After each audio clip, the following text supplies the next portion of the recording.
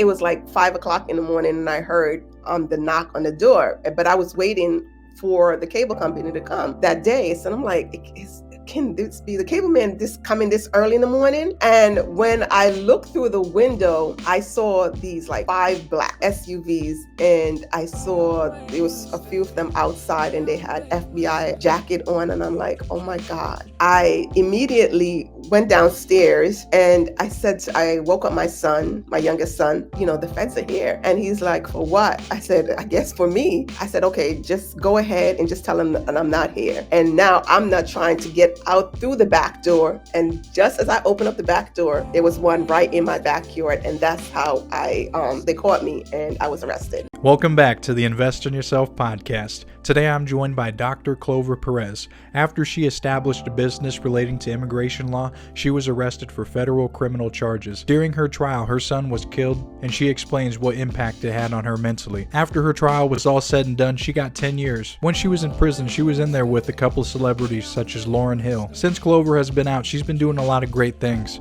Please subscribe to my channel for more interviews like this, and without further ado, let's get into her story.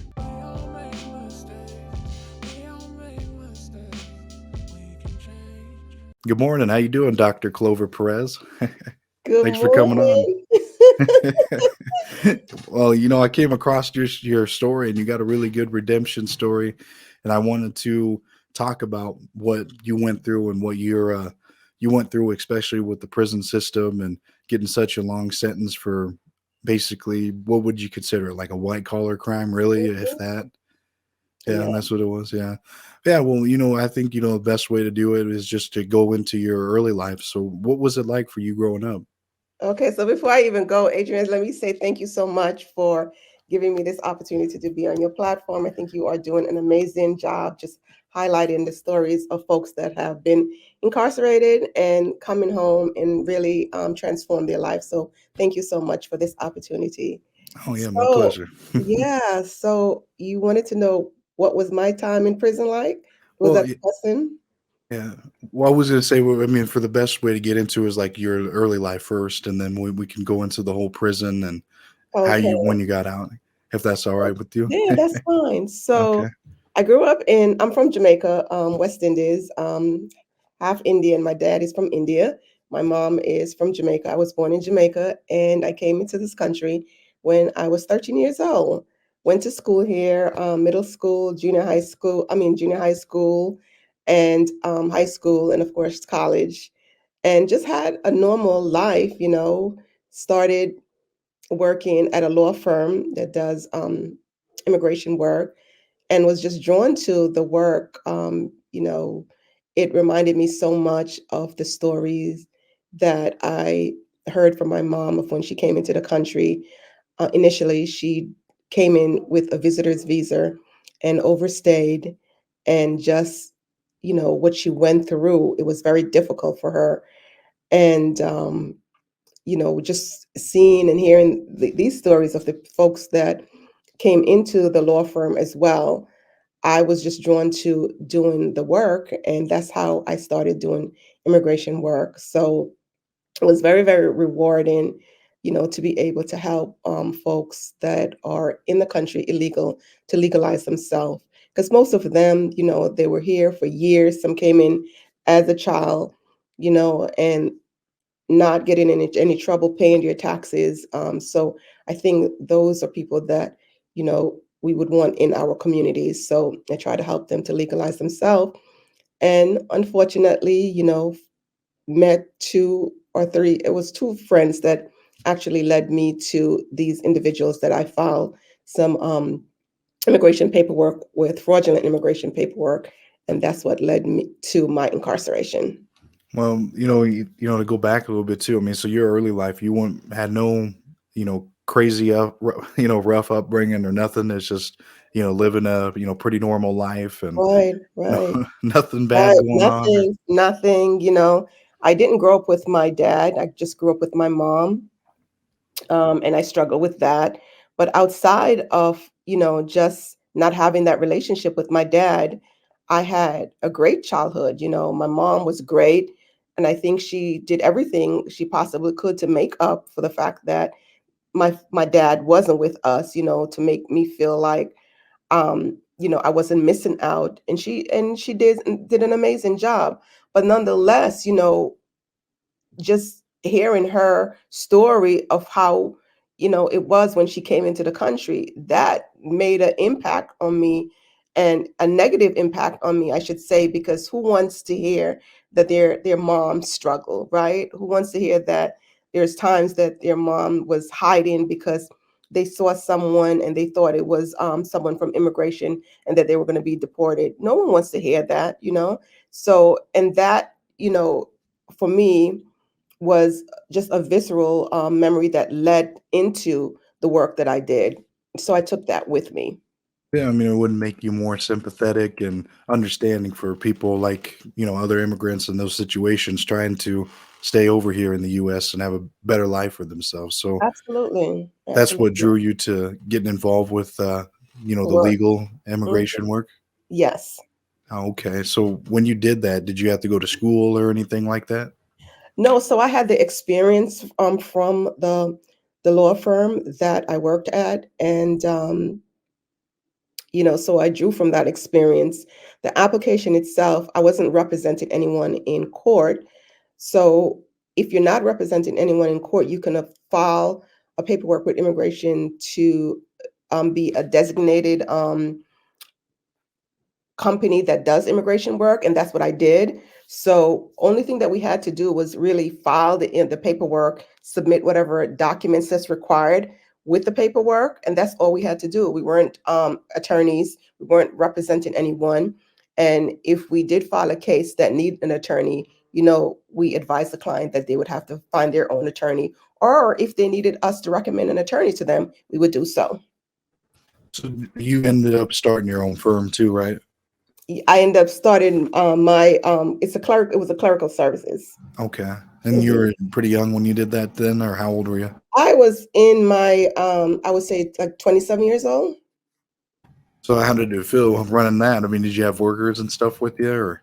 Yeah, I had workers. Well, I started out in my home, in the basement, and we had so much clients just coming in and out, and my neighbors, they had a problem with that. There was just too many back and forth traffic, so I was making enough money to actually quit my job and open up, rented an office space and open it up, and I did business there, and I did business there for quite some time, until I would say from 1999, no, from 1991 all the way to 2008 when I got arrested. I mean, yeah, you operated there for quite some time then. hmm And when, I guess, when did the legal trouble start then with what you So were what doing? happened is let me just give you a backdrop of the program. So it was an amnesty program. It's called the LULAC and CSS program. And that program was first opened up in 1984. And to be qualified for that program, you had to be in the country, whether you came in illegal. And if you can prove that you were in the country at that time, you can apply for an amnesty. And immigration will give you, if you're qualified, a green card. The first thing they start you off with is a work permit that you are able to work and get a social security number. And then you go in for an interview. And then if you're qualified, then you get a green card. What happened is that immigration had only allotted 500 green cards, and they had an influx of applications, so they closed down the program.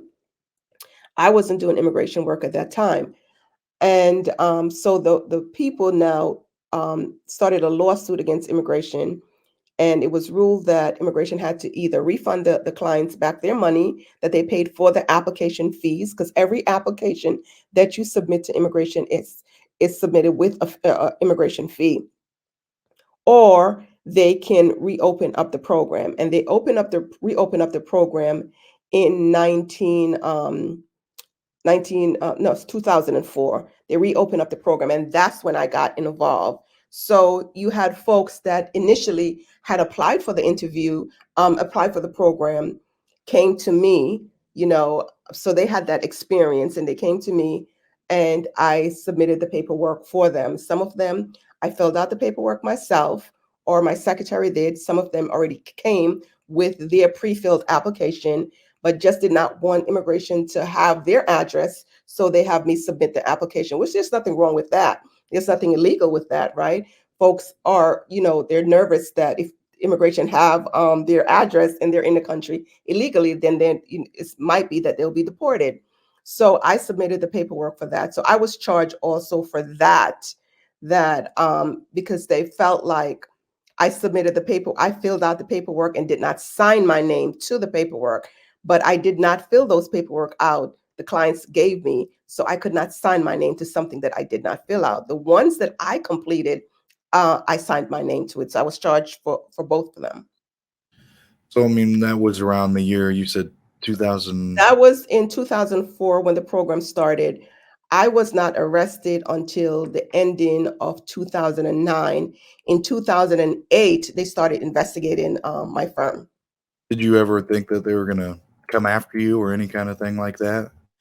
Well, sometimes when you're doing something wrong, you know that you know that there's a possibility, right, that you may get caught. Did I think that I was going to go to prison? No, because I remember these three. It was 65 applications that was submitted. Three of them was fraudulent, right? And I knew those application was fraudulent. I knew that. So I take a credit and responsibility for that, right? For the other ones, they weren't fraudulent applications. But as I said, not all of them I had actually completed. Most of them were completed by my clients, and my office submitted the applications. So in 2000, everything went well until a client of mine working in Boston, and she was doing domestic work. She was on the bus. They raided the bus to find out if, I guess, folks that were on the bus was legal, and she was not legal. So they took her in, they asked her if she had any immigration paperwork in process, and she said she had something filed in immigration.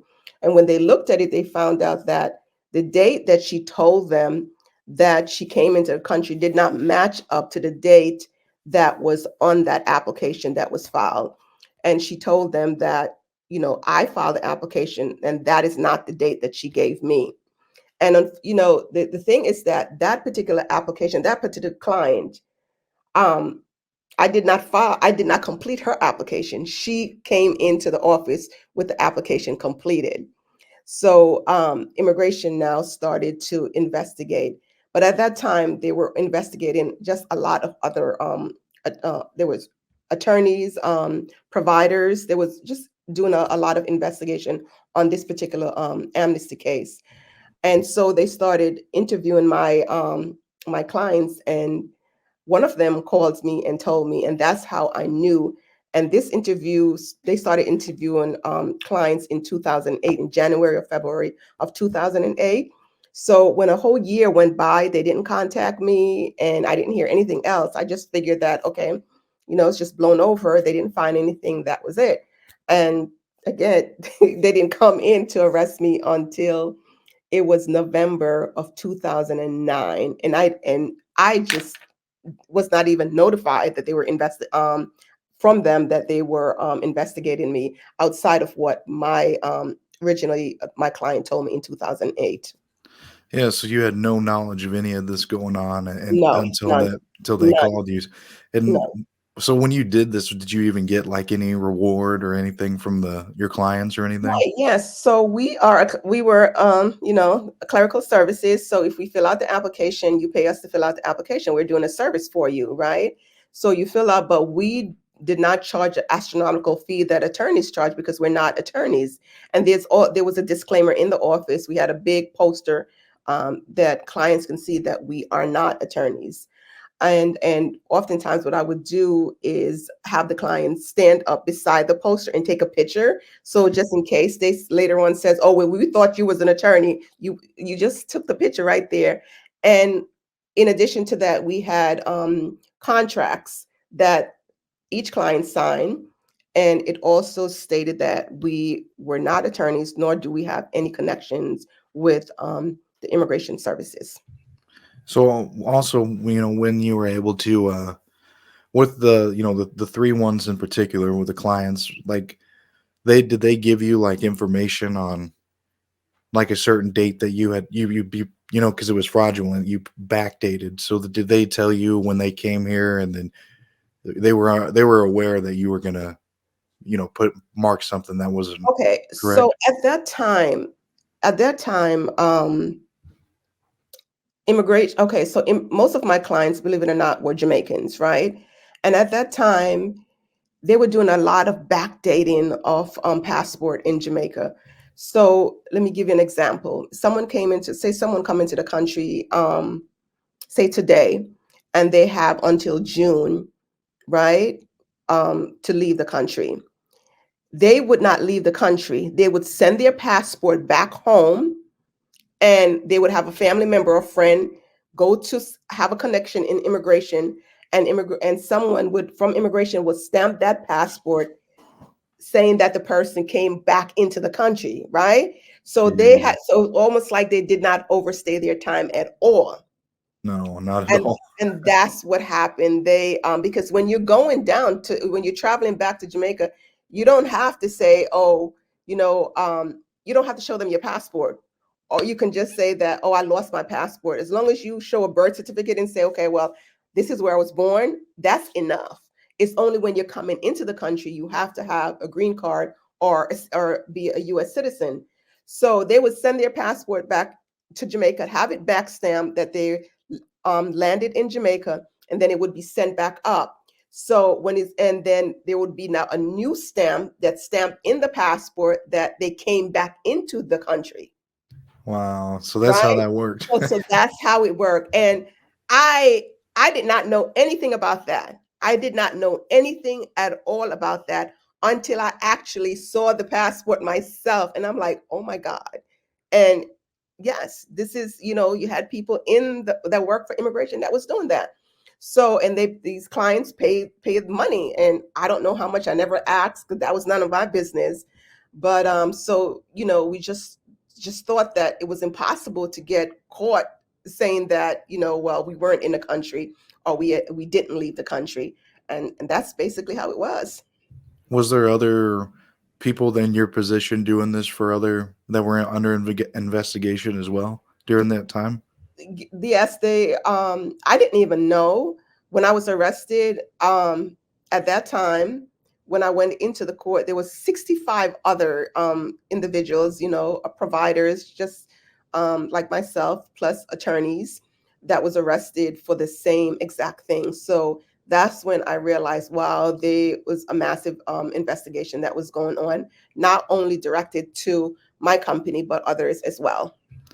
So when they pick you up and arrest you, do they instantly take you to jail? And do you start going to court back and forth, or like how did that work for you? No, so they came in early in the morning. It was crazy because it was like 5 o'clock in the morning, and I heard the knock on the door. But I was waiting for the cable company to come that day. So I'm like, can this be the cable man this coming this early in the morning?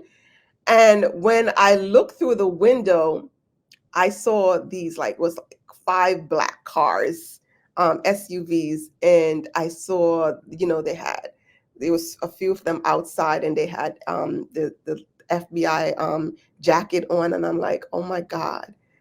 And I immediately went downstairs, and I woke up my son, my youngest son, and I said, the feds are here. And he's like, for what? I said, I guess for me. So I said, okay, just go ahead and just tell him that I'm not here. And now I'm not trying to get out through the back door. And just as I opened up the back door, there was one right in my backyard. And that's how they caught me, and I was arrested. And when I was Um, arrested, I was taken to JFK Airport. They have a holding facility there, and I was taken there, and I stayed there for probably about 3 to 4 hours while they questioned me. And from there, they took me into Manhattan to the court, and I was arraigned there. so what was going through your mind? Did you knew right when they were there? You knew that they were there for that Yeah, particular incident? yeah, Yeah. hmm I So knew that. when they started questioning you, I mean, did you just request a lawyer right away, or when they were interrogating you? Yeah, I requested an attorney. I did not want to answer any questions. One of the things that I know is that when from watching TV, really, because I didn't have anyone that was arrested in my family or knew anyone in my friends. So my point of reference is what I saw on TV is that you just don't answer any question at all. So I just was muted, and the only thing I said, I just need to speak with my attorney. And I remember one of the ICE officer said to me, we know what happened with your son. And as I was looking around, I realized, I said, wow, two of the officers that were there, I saw them at the funeral of my son. And they stood out to me because when my son was killed, the detective had told me that he was going to send some officers to the funeral. So I assumed that they were the officers. And but when I realized, I said these officers were from ICE immigration, right? And I was upset at that time. I'm like, this was just a heartbreaking time for me, and for them to come to my son's funeral, and just watch and see, and even if they saw how crushed I was, and to come in like that, at least give me an opportunity to come down to the office with my attorneys and things like that, but to show up at my son's funeral, I thought that was just disrespectful. Yeah, I mean that is strange. I mean they were following you for I don't know what they would have thought they were gonna get any kind of information there, at a I funeral. don't know. Or probably they figured that they would probably, continue to see if I was doing work, or if was in contact with any of my clients and things like that. I don't know. I can't justify that. I really don't know. So, I just leave it there.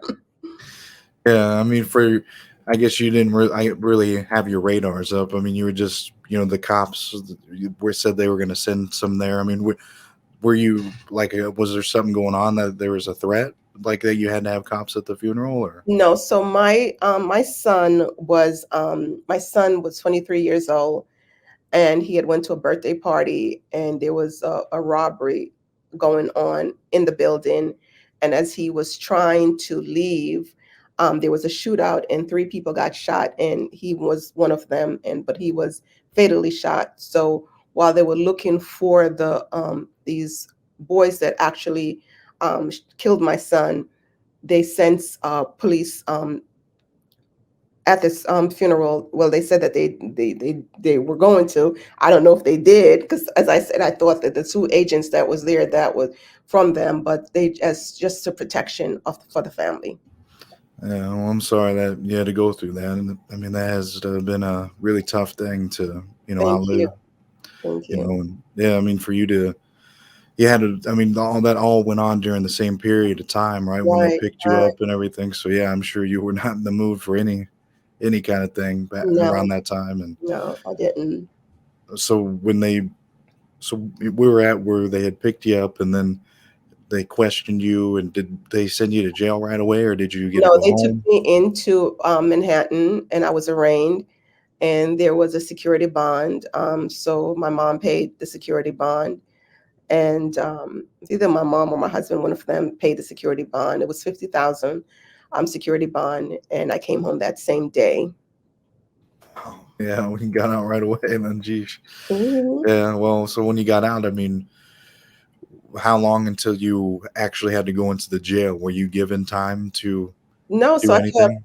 no. So what happened is this: once I got out, I had to, make court appearance while the discoveries were given to my attorney. Um, then my secretary, that she got arrested as well. And when she got arrested probably, I would say, a month after me. And then she had reached out to me, and I told her that I would speak to my attorney. And when I spoke to my attorney, he said that he could not represent her because he was representing me. It would be a conflict of interest, but he can recommend someone. And so he did. He gave me the information to give to her, and I gave it to her. and she told the prosecutor that she had spoken to me and that my attorney had given her um, another attorney, instead of saying that the referral came through to me. So now the prosecutor requested, they filed a motion with the court that my attorney have to recuse himself from the my case, because now it's a conflict of interest that he spoke with my secretary. And he tried to tell the court that he did not, because he really didn't, but they wouldn't hear of it. So they asked me to get another attorney. And I explained to them, listen, I don't have any more money. At that time my attorney had charged, I think it was 150,000, and Jeez. we just did not have any more money. And this was, I would say, probably um 9 months through, or no, well, 6 months through the process, and we didn't have any more money to pay. The judge would not hear of it at all. And he says, he gave me 1 day to find an attorney. And that's how I was able to get the attorney that I had, which was Xavier Donaldson. And that, led to trial. I didn't want to go to trial, honestly, did not. I just wanted the whole process to be over with. And, just after doing research and things like that, I just heard of, you know, going to trial, what that could be like. You get more time. And I had told my attorney, I said I didn't want to go to trial, wanted to accept a plea. And he told me that they weren't offering a plea. I had no choice but to go to trial. So I went to trial. But later on, after I was sentenced, I found out that they were offering a plea, but he did not tell me that. Why do you think he didn't tell you? More money, I guess, to go to trial. Hmm. Yeah, that's terrible. I mean, how can they even withhold that information? Wouldn't he get in trouble for doing that? Yeah, but here's the thing, it's my word against him now, right? So he's saying that he did tell me, and he really and truly did not. Had he told me, I would have. That At that stage, I was going through so much. I was going through the trial of the boys that killed my son, and I was I was cutting myself. I was taking prescription medication just to numb the feeling, the pain of all that. So I had a friend who was with me at all times, to make sure that everything was, documents that needed to be signed was signed, that I was at my court appearance, that I visited my attorney, and she would take notes. So none of that indicated that he had told me that there was a plea agreement, nothing, or that there was a plea offering, none of that. But again, it was my word against his word. So that was it. What was the plea deal? Would you find out that it would have been? It would have been 24 months. So it would have been 2 years, and that would have been it. Hmm. Yeah. Wow. Yeah, that's just a whole lot less than what you ended up getting. So, Right, right. Because once the federal system goes by points, right? And you have a sentencing guideline, and really it's points. So with a white collar crime, initially you start off with 5 points, and then there's money involved. That depends on how much money is. That's other points. And then because I was the owner of the business, now I became a role, like the head role. So that's additional points, because the victims were from another country, and because they were illegal, that put them in a vulnerable status. So that additional points. So had I taken a plea, all of those points wouldn't would just go away, right?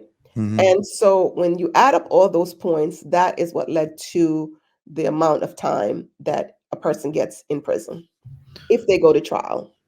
So you ended up going to trial. So how many years were you facing at the beginning? Did they say? Initially, they said, I'm looking at 60 years. That's what they said when they write. And when you hear 60 years, who wants to really go to trial, right? You think about that. So, but I just knew that I wasn't going to get 60 years. I knew that it was going to be some time. I knew that. But I never thought it would be 60 years, because when I look at it, each charges carry a certain amount of time, right? And I know that with these charges, when from doing my research, you can run these charges concurrently. So it Mhm. wouldn't be that I would be looking at 60 years. But the 24 months, for me, that would have been a much easier time for me, in the sense that, compared to 10 years, 10 years. Not to say that prison is easy, but it was something that I could digest. 10 years was very, very difficult. Yeah, that's a big difference. I mean, that's 10 years, man. Versus 2 years. That's Right, still a long time. Either way. Any time in prison, but that's a whole lot less. right. So when you went in there, how were you? What was going on with the trial, and like how long did it last? The trial lasted for, let me see, we started the Monday, and I think it was the Friday was a holiday, and then we went back the next Monday. So it was Easter time. So the trial lasted for really 4 days, and we went back in that Monday, and the verdict. That's when the verdict was came in, and immediately they remanded me. So they didn't give you any time to do anything. They just took No, you right to the right. prison. They took me to Brooklyn. It's a detention facility, federal detention facility, MCA. I think it's MCD, Brooklyn, and I stayed there for 13 months. Um, I s- I was, I think, yeah, 13 months I stayed there, only because the judge that were on my case were not from New York, were from Chicago. So they had to wait until they bring him back into New York to um, to try my case. The initial judge that I had, I don't know why they removed him from the case. I can't tell you. I don't know. They didn't say, but they removed him from the case, and they brought in someone from another state, and which is Chicago, to and my guess is, from what I heard also, is that because the fact that I was doing immigration work, they did not trust any immigration judge in New York to sit on my case, because they felt that I may have known them. So they brought someone in, and I can't say for sure what that's true, but that's what I heard. So with that, you had to wait for that judge to come back. I mean, what? I guess what was the reason for you having to wait? I mean, you already got the 10 years, so what? Yeah, but he has to be, he was the judge that was on trial, so he has to be the judge that sentenced me. Oh, so Mhm. you to actually sentence you to go to a prison instead of Right, just some kind of holding facility. right, right. So when he came Because when back, I went to Brooklyn, at that time I was found guilty, but I was not sentenced. So I had to go through the whole pre-trial, not to do the pre-sentence, here, where they do a interview with me to find out, my background, and speak to my family members, speak to my friends, and then, you know, compile all of those information to determine what my sentence would be. and then that's when they actually gave you the 10 years. That judge. Yes. So when you went there into that, sentencing date, what was that like for you? What was the atmosphere and everything? The atmosphere was, was surreal. I was uncertain. The pre-sentence report says that the recommended sentence was 10 years. I was hoping that the judge would depart from the guideline, because that was a guideline. Um, he didn't depart from the guideline. I was given the opportunity for the first time to actually speak, and I did. And I did apologize. I take responsibility for, for what I did. And one of the things that the judge said was, "You're definitely not the same person today as you were during the trial." And I explained to him, I said, and I didn't think that he knew. I said, no, I wasn't. Only thing I wanted to do was sleep. I was, taking medication. My son died. I was grieving the loss of my son. And I was not fully involved in my case, because my mind wasn't fully involved. My body was in the courtroom, but I wasn't there, if you get my drift. Mhm. So I tried to explain all of those things to him. And, he just sentenced me to went according to the guideline and sentenced me to 10 years. And one of the things I will say that, a lot of folks have these things that they say about people that, okay, well, if you get charged for something, then you have to have done this and you have to done this. Not necessarily so, okay?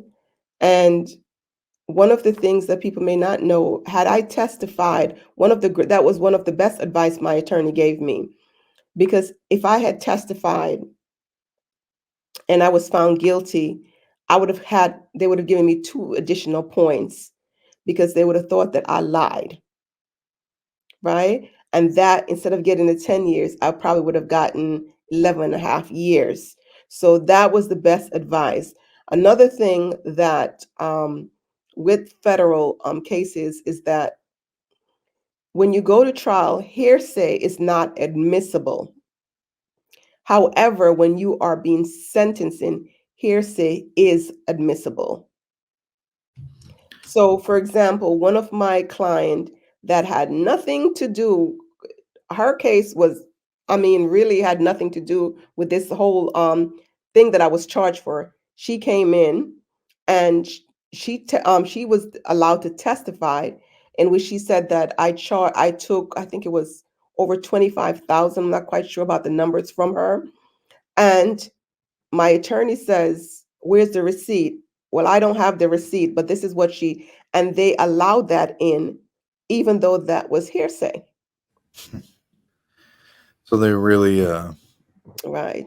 I don't know, yeah, like me and you were talking about, before the interview. I mean, it's Mhm. just you compare it to other cases and stuff that you've had personally. You've been around, and Right, right. they just don't add up to what you Right. got 10 Add up years. now, because you see the people read these things that's out there. You Google someone's name and you read these things, and you automatically believe that this is so. All right, and but it's not. It's not. There's more. It's very colorful. For example, all of these things that I was charged with, all these charges, my first indictment, what I was charged for, is still out there, but that's not what I went to trial for, because all those charges were dropped. And then they did a superseded indictment with additional charges, but those charges are out there. The new charges that I was charged for, it's not listed out there, So when someone into Google me, they don't see these new charges. They see these old charges, and they're first, and people jump and make these presumption and say, well, she did this and she did that, but they don't know the whole story. They don't know this is how the system is. I didn't know that myself. All right, I didn't know that, but now I am more aware of how the system is designed, and that is set up to make people, even people that are innocent, look guilty, right? And I'm not saying that I was innocent, because I wasn't. But what I will say is that everything that they charged me for, I did not do everything. And so then you just pled guilty to it just to I didn't. get it Yeah, I done. didn't. Yeah, people plead guilty. They do, but I went to trial with mine. Yeah, Okay, and then not because I wanted to. As I said, I didn't want to go to trial, but because my attorney was not honest with me, I had to go to trial. so after you got that, you did they finally get send you to a prison then Yes, after that point? I stayed in Brooklyn for another 2 months, and finally I was designated to Danbury in Connecticut. And is that where you spent your whole time then? Yes. Hmm. How was it like in there? Was it brutal? What, like you were saying, So you when I was designated to Danbury, I spent 6 months at the FCI, which is the one that's fenced around. That's the maximum prison. Is it medium? It's the medium facility. Yes, medium. They don't look at it at maximum. Medium facility. But it's still nonetheless fenced around, barbed wires and things like that. So I spent 8 months there, and it was the worst experience of my life outside of my son's death. The worst. Um, it was the inside was almost like a college campus. Every movement is, you have these 10 minutes move, you get caught out there. You hear the it's almost like a sound. It was almost this big sound. It's almost like a trumpet or something like that. And you would hear, that you have 10 minutes to get to where you're supposed to be, and it better be the place where you're supposed to be, right? Whether it may be an appointment that you're called out for, whether it may be back to your dorm, but wherever it is, you have 10 minutes to get there. And if you don't, and you get caught someplace else, you will go to the shoe. So that was really, really scary, because when you go into prison, no one is explaining this to you, right? So you have to learn as you go. And I remember I had met this girl in Brooklyn, and we both was designated to Danbury, and we were out on the campus, the open space. And when we heard this noise, it was like, what is that? And I remember the officer said, "You better run." And we was running, and he's like, "Run to where you supposed to be. Where are you supposed to be?" And I'm like, "I'm not supposed to be any place. We just looking around." He says, "Well, you need to get to your dorm." And she needed to get to her, because we didn't have the same dorm. So she needed to get to her, and I put her dorm, and I need to get to mine. And we had 10 minutes, and then we started running. And then he says, "Don't run, you gotta walk." So we Oh started my speed god. walking. We So started speed walking, and then there were certain areas that says out of bounds. You're not supposed to be in those areas. It was a mess. It was just a total mess. so I mean it was like I mean you were able to walk freely though. I mean it wasn't like you had a guard No, we following didn't you have a then? guard, but you did see guards at certain designated area with their guns and things like that. But you can't just go out and just walk just like that. It doesn't. It's either you are locked into your unit, or you have a call out, whether it may be to medical commissary or to laundry, and you go there, and once you're finished, then you go back to your unit. Okay, you're not, unless they have a sometimes I think it's a certain time where they have open compound, then you can just go to the gym, or you can go to the rack. They have a gym where there's it's where they have the church is in the gym, and they have the computer where you can write on the computer messages to your family. And so you go there, or you can go to I should say the rec is where they have all that, or you can go to the gym where you exercise, or to the gym has a backyard you can go. But those are designated time that it's open compound, that anyone can go at that particular time. Oh, okay. So I mean you were just in this area for the whole time you said, or just No, I a spent eight couple months months, there. I 8 spent months? 8 months. They was trying to figure out really what to do with me, because BOP put a hold on me, saying that I was going to be deported, right? Because usually, if you commit a crime, you have a felony, and you are not a U.S. citizen, you will be deported. So they didn't know whether I was a U.S. citizen or not. So they had me there for 8 months, until finally they found out. They reached out to immigration. Immigration said, "We don't have a hold on her. She's a U.S. citizen." And then they told me that I can go to the camp. So I remember the day when they told me I can go to the camp, and they let me out of this place that's all barbed wires, and they say, "Walk up the hill." And I stood there, and the officer says, "Walk up the hill." And I'm like, "I'm not going up. I'm not walking up the hill," because I'm thinking that the minute I move, he's going to shoot me in the back. Because, after 8 months just locked in, with you can't, there's no way out. And then finally they let you out and tell you to walk up the hill, walk up the hill to where, to what's going on, and why isn't someone escorting me up the hill? and I would not move. And then there was a driver, which is a town driver that drives people wherever they need to go, the staff member. um, he says, drive her up the hill and with her bags. And they drove me in up the hill, and that's where I spent, which was this camp, which just totally opposite of the FCI. It was just open space. There were no barbed wires. The doors was not locked open. You can go out as much as you want. You could just basically do whatever you want at the camp. So was it more better over at the area that you Right, ended up going right. to? Yes, it was much better. Yes. When you got in there, were you kind of intimidated or anything like that? Not at the camp. I wasn't when I went to the FCI. I wasn't intimidated at all. Um, because I became hardened, so to speak, in the sense that it can't get any worse than this. And I realized that from Brooklyn, that if you allow someone to take advantage of you, they will.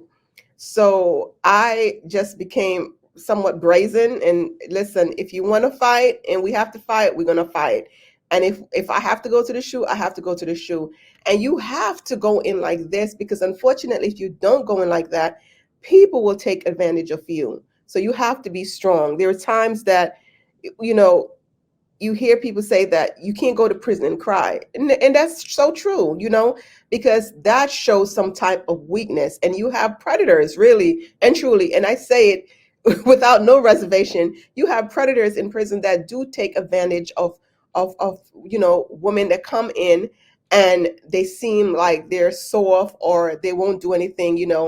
They intimidate them to have their family members put money on their account and things like that, by threatening to beat them up, and all these different kind of things. They have, not only they have sexual predators as well.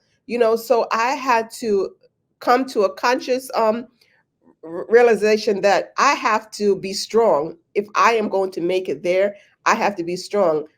And the good thing is that at the camp, we just did not experience it. It was a privilege to be at the camp. So really no one is going to do anything to lose their camp privilege. So it was just really laid back. And when you go there, you find that there wasn't anyone there that was charged for murder or rape or anything. You have senators, you have lawyers, you have doctors, you have all of those professions there. So they're not there to really start any fight or arguments and things like that. They're just doing their there to do their time and go home, and that's it. Yeah, I mean that's true. I mean, there's different kinds of criminals. It's not just gangsters and thugs. There's Right, doctors and right. like you said, all these other Mhm. people that were in trouble for like white collar A crimes. white And collar crime, right. so, what was your relationship with people? Were you able to social and make some friends and stuff in there? Or Yeah, well, yeah, there are some good people in prison, I will say. Even, you know, at the FCI, there were good people. I met some good people as well. People that was charged for these heinous crimes, right? When you hear their story and what led to that crime, you realize that it's not fair for you to judge by what you see or hear on media, to listen to the person's story and hear their side, of what happened.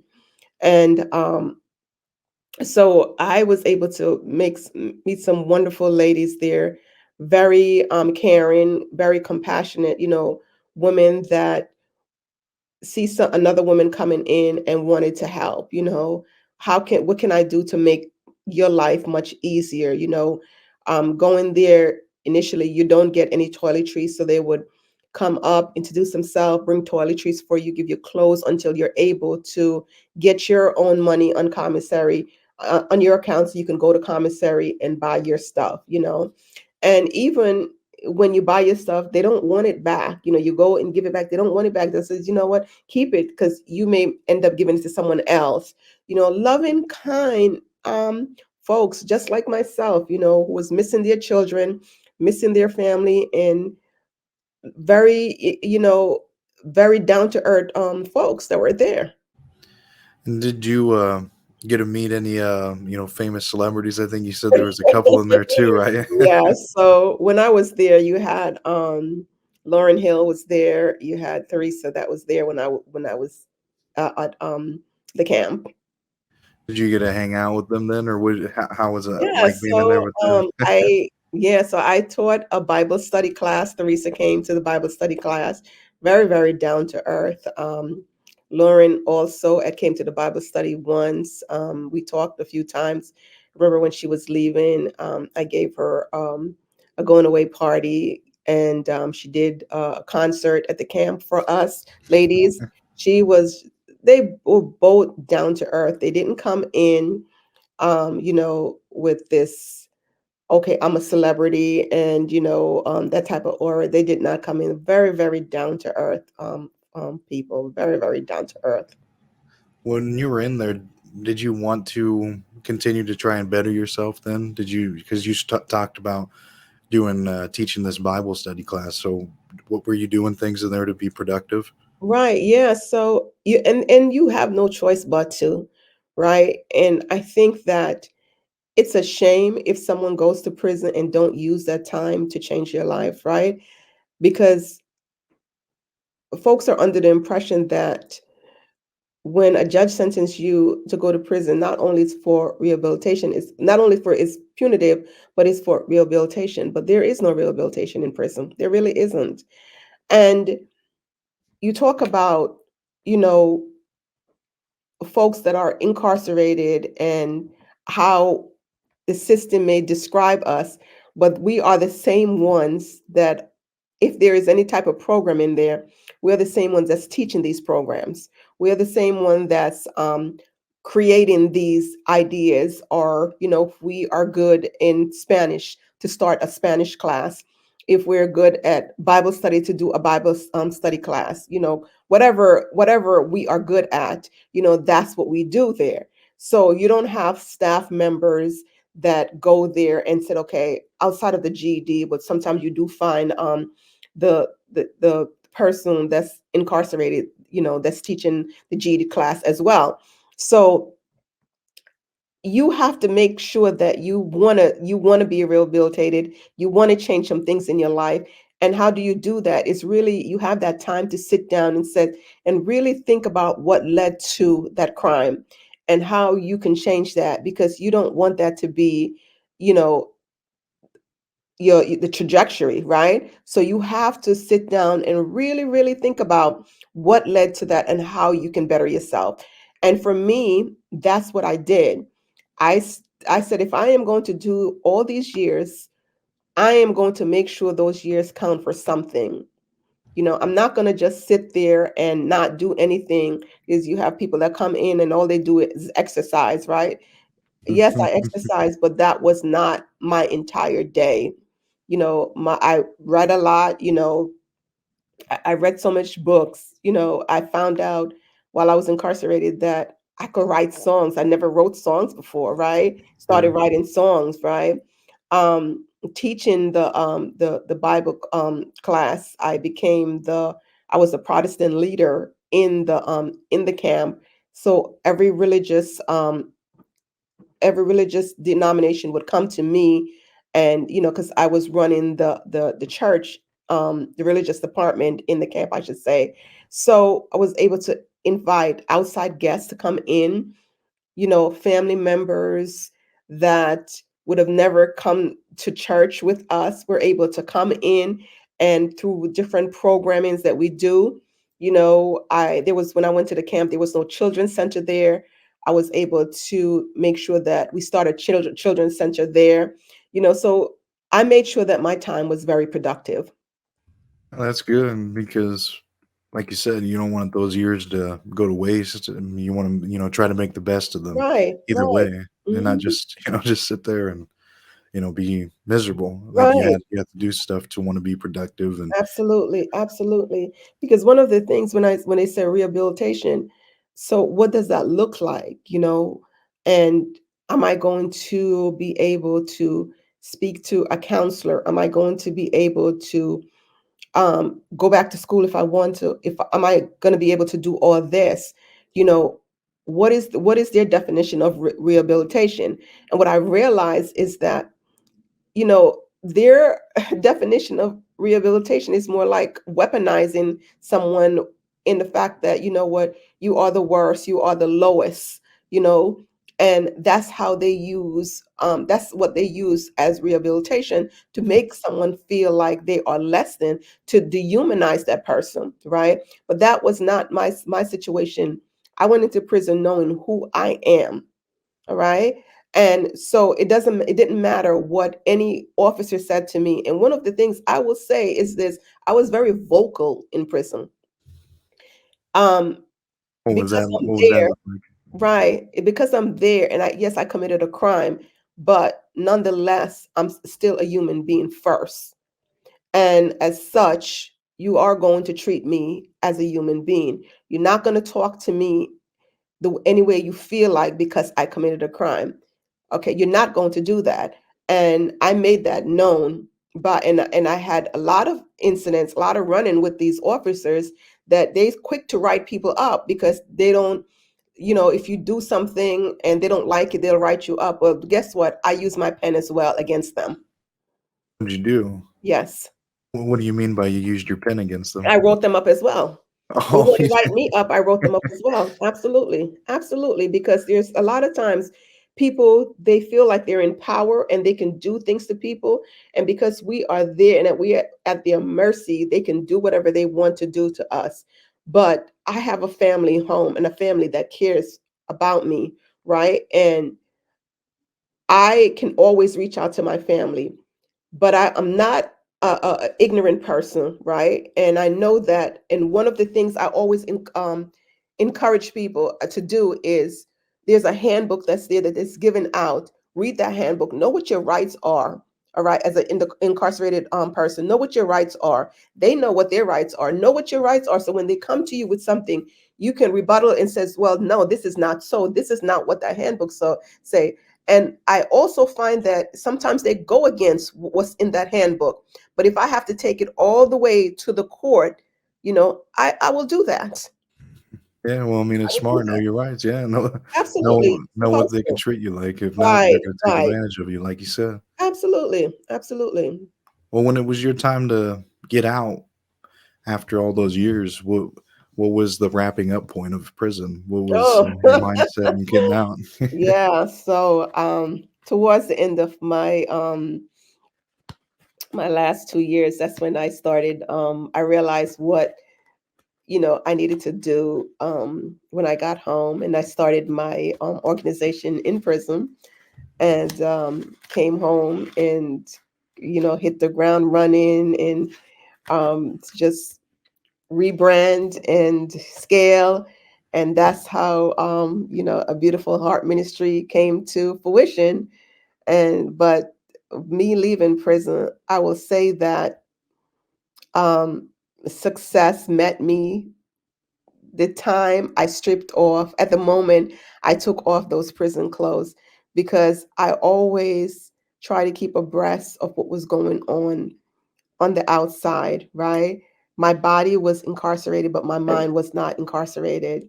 And so I was able to keep abreast. As I said, I had my family and my friends, had a wonderful support system, and I thank God for that every day, because that really helped my transition when I came home. That I was able to be marketable when I came home. I never thought that.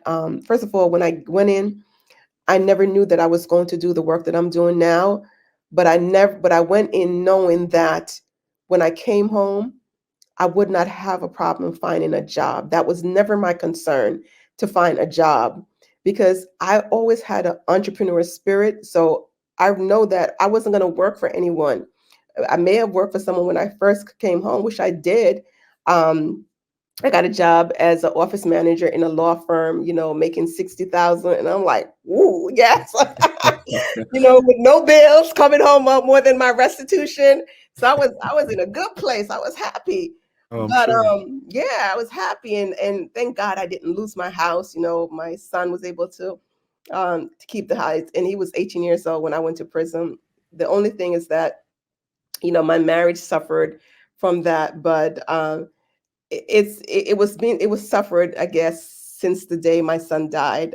So for me, it was okay, and just wanted a fresh new start. So that was fun. But I came home, and I have just been, having a great life since I came home, and it's all because of God, because He put me back together. I would tell you that I was broken. I was really and truly broken, but I was introverted with my brokenness. No one knew what was going on but me and God. And He really took care of me. So I give all honor and glory to Him.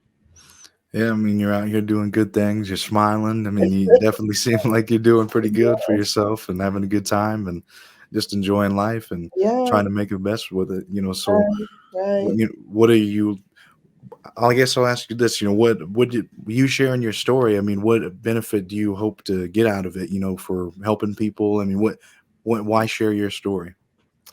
Well, I sometimes when we think of people that um, go to prison, it's not someone like me.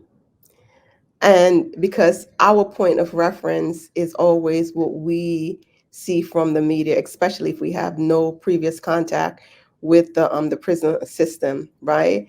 And because the media portrays people that go to prison as these hardened criminals and things like that, the worst of the worst. And even when you see these mugshots, they make them seem like the worst, right? Hmm. But at the end of the day, when you take all of those things away, what is beneath that is a human being that makes a mistake, that made a mistake, I should say.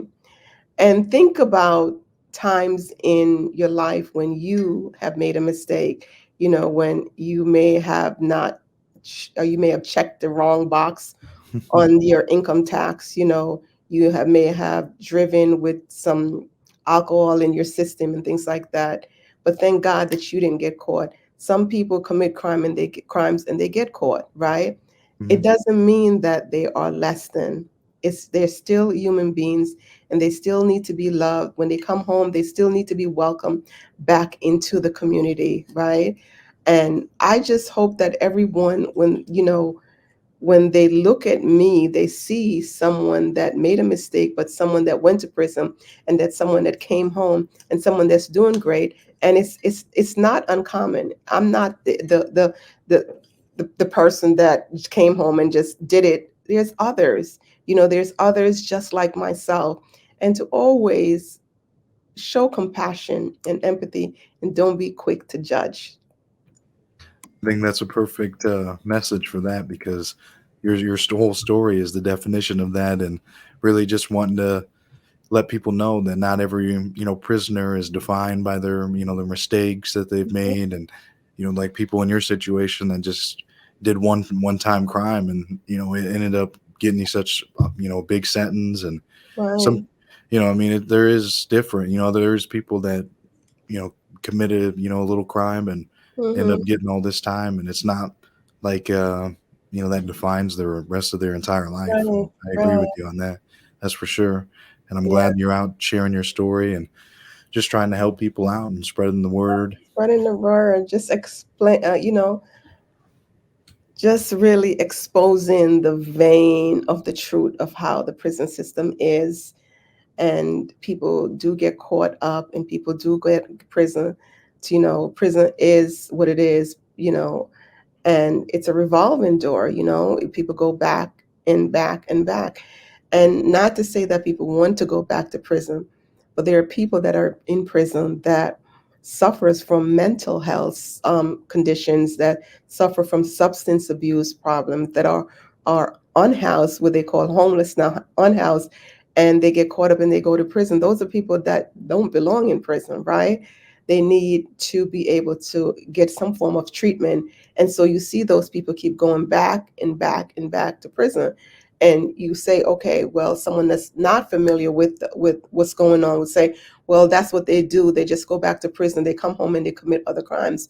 But prison is not set up to address addiction. It's not set up to or designed to address trauma. So if you're going into prison for something like that and it's not addressed, you're going to come back home and you're going to do the same thing, right? Because you're seeking help, and prison is not the solution for something like that. There has to be some other kind of programs or Right. something implemented, you would think, right? Absolutely. Yeah. Absolutely. If not, then it's just like you said, it's just kind of like a holding facility where you do your time, you get out, and then nothing changed. I mean, you Nothing don't. I changed. mean, unless you pursue forth, some kind of effort to want to change. But if there's not programs for other people that have addictions or even mental disorders too, I mean, it's like, Right, right. And what do that's you? why, with my organization, it's a reentry organization. So it's called a Beautiful Heart Ministries, and it's a reentry organization. And that's what we do. We address the issues that led to your incarceration. So whether it may be substance abuse, whether it may be trauma, we address it, and we try to catch you up believe that I believe that within the first 36 hours when you come home, that's so important, because that's when we tap in and find out what your needs are to make sure that we provide all the assistance that you need so you don't go back to prison. So I am so happy about the organization. Since I've been home in 2019, I actually started a Beautiful Heart Ministry. We'll real scale it in April of 2019, and we have helped over 5,000 formerly incarcerated women and Man, girls. We just recently start going back into the prison, where we send care packages into the prison. We have sent care package over 700 care packages into prison to make sure that you know folks have their toiletries, they have the things that they need, and they don't have to be involved in these relationships, or just so they can have toiletries, the necessary items like sanitary, pads and things like that, deodorants and things. Women need those things. So just make sure that they have those things. Those are essential things that they're needed, and just to bring dignity back to them. yeah, I mean, you're actually making, doing an impact. I mean, you're actually sending them care packages Oh, and yeah. helping them when they Nice. come out. Let me tell you, the beautiful pink packages with nice affirmation words on the outside of the packages and things like that. That's I cool. love pink, and most women love pink, so that's what we do. And these are really, really. I make sure that these products that's included in in care packages are really nice product, things that I would use. Right? I don't Yeah. send anyone things that I myself would not use. So yeah, just to make sure that they have the things that they need. Yeah, well, I appreciate you sharing your story with me today because, I mean, these are the kind of stories I want to cover. I want to hear more about these, about people that are, been involved with crime, they turn their life around and now are trying to do some kind of thing to help people out, whether it's spreading their word or even like you. I mean, just sending them, prisons, care packages, and actually helping people when they come out. That's pretty awesome. So, Thank you so much. I appreciate it. yeah, well, I appreciate you, sharing your, just spreading the word and, giving out an hour of your time to me to tell your story. So Yeah, thank you. look at you. You're doing an awesome job too. If you showcasing people like me, and you don't discard us. So I appreciate what you're doing as well, and continue to elevate. I wish you much success with your podcast. Thank you. I appreciate that. All right, thank you. Dr. Clover has a great redemption story. She has learned her lesson and never wants to go back to prison, that's for sure. Since she's gotten out of prison, she got her doctorate degree and has been doing a lot of great things with it. Please comment any key takeaways that you got from this interview with her. Please share it with anyone that you think will enjoy this type of content. Also, please be sure to subscribe to my channel to get more interviews like this. And if you want to get videos when they come out right away, please hit the notification button. The last thing that I'll bring up is that a playlist is going to pop up of all the other podcasts I've done in the past. Thank you again so much for watching, and of course, we'll see everyone on the next one.